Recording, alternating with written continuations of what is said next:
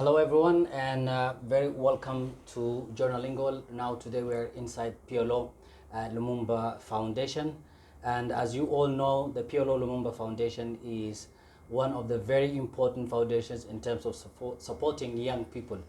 And this day from Nairobi, we are meeting with the one and only Pan-Africanist, and we can call him a godfather for us as all young people.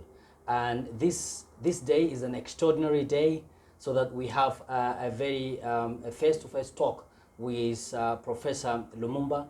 We all know that we need to hear from him regarding the young people. Very welcome, Mr. Lumumba. Thank you very much for inviting me to this conversation. Thank you so much. And Happy New Year now that the year has begun. Yes, of course it is. And we hope that the new year is more hopeful to Africa. Yes, hope can never die, and it's instructive that Africa has started on a footing where we have the Africa Continental Free Trade Area, and we are also talking about deploying the African passport, which I think is a very good thing going forward as we speak about integration, Africa Agenda 2063, and the things that are meant to ensure that Africa is a great continent. Well, before we proceed to our talk, this is the first, I think, the first and only Sudanese media home have a talk to you. That is correct. Of course, in Nairobi, I was at one time in Khartoum, but this is the first that is speaking to me about matters that affect young Africans. Oh, and our first question is, we see most of the young Africans are out of the process of Africa development. Why is that, and what can we do to integrate them in the process of development? Many governments will, of course, say that they are specifically designed programs which are meant to mainstream the youth in the political and economic arena. But I believe that those initiatives are tokenist initiatives. The youth themselves must make the decision to be involved.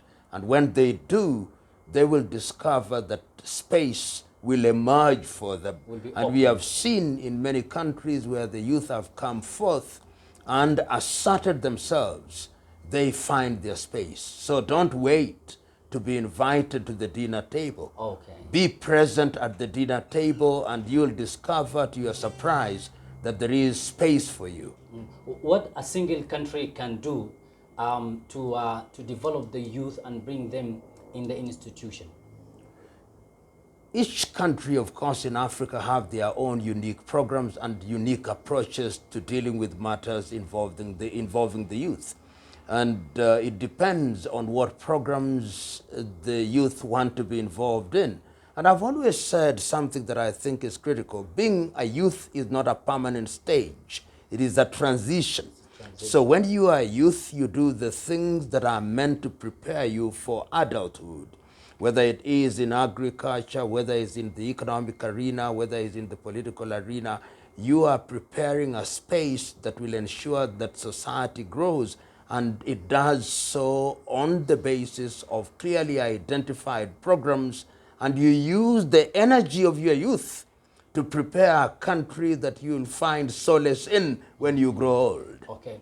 What would happen if we invest the youth innovation and talent for the international global market and the local market? The world, as they say, is a global village. And we live in a world where we are talking about the fourth industrial revolution. We are talking about the Internet of Things. We are talking about technology as the game changer. We are talking about innovation and invention. I have no doubt in our mind that the education system that we have must now be specifically designed to unlock the potential of the youth, so that they are citizens of their own villages, citizens of their own countries, citizens of their own region, citizens of Africa, and citizens of the world.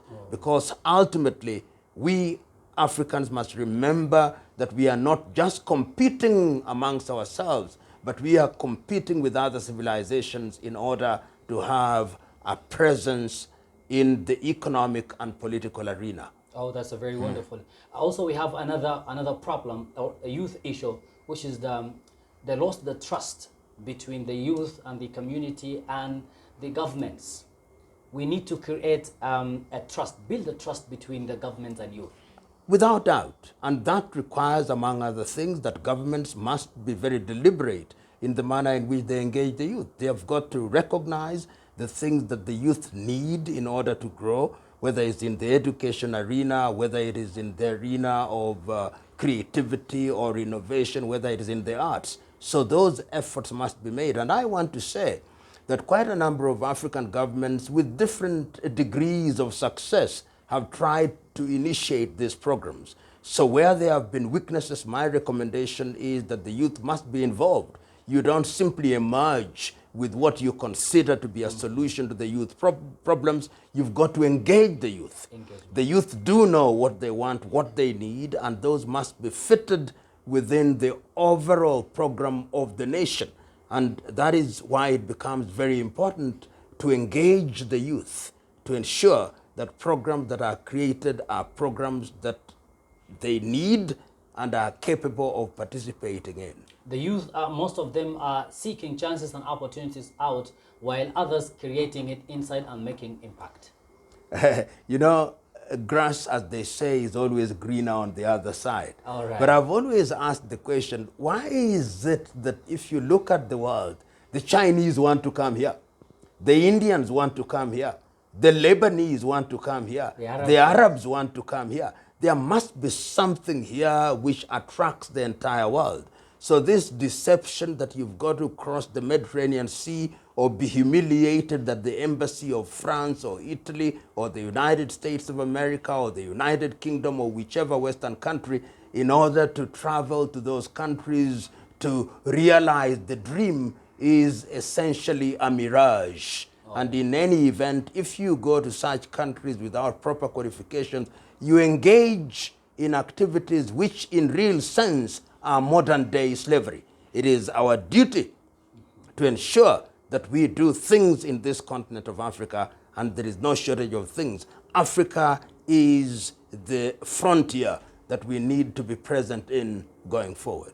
As we close, we see now the Piolo Lumumba Foundation is actually making youth activities across the continent in many countries. What is the purpose and what is the foreseeing future of that role that played by Piolo Lumumba regarding the youth?